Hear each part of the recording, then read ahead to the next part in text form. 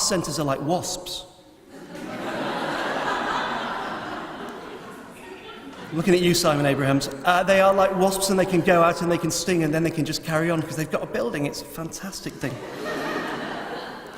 They're also about how things are done the first time often. So a festival's job is to do lip sync the first time round, or or Netherlands Dance Theatre for the first couple of times, until the audience is built and there. And then our job is to move on, which means what people say to me quite often when they see a show and they think, I don't know how I'd sell that, or I don't know what that was, or weird and great, but wow, you would never put that on. What people say is, that's a festival show.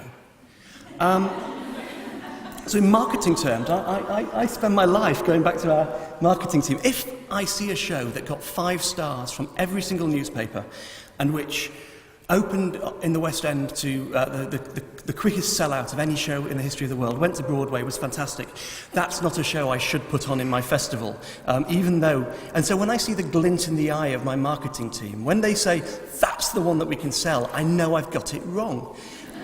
And so my job is to go entirely the opposite way, to basically extraordinary live art, things that you just say, great, 6 different art forms in one show, and no idea how to sell that.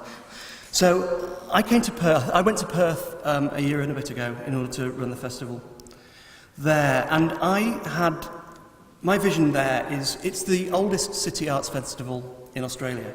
And the festival I ran before in Norwich was 278 years old when I took it over, and was the single most remote festival in Europe.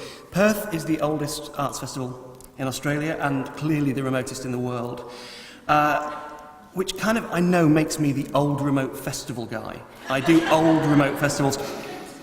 But, again, I think that a festival can do something that's utterly transformational in a place.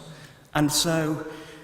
that's why I think it's vital that you have a festival somewhere like Perth, somewhere like Norwich, somewhere like Avignon, which again is known primarily for its festival.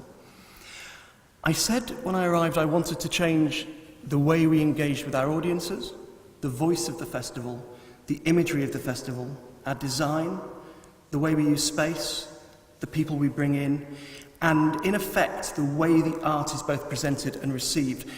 What I didn't want to do was utterly revolutionise the festival and the art, because I didn't think it needed it. And for an artistic director to resist changing stuff because they can is a tough one. Because that's that sort of, you think, okay, if I transform this now, something amazing will happen. But actually that wasn't what was wanted. What was wanted was to change the essence of our relationship with everybody we came into contact with.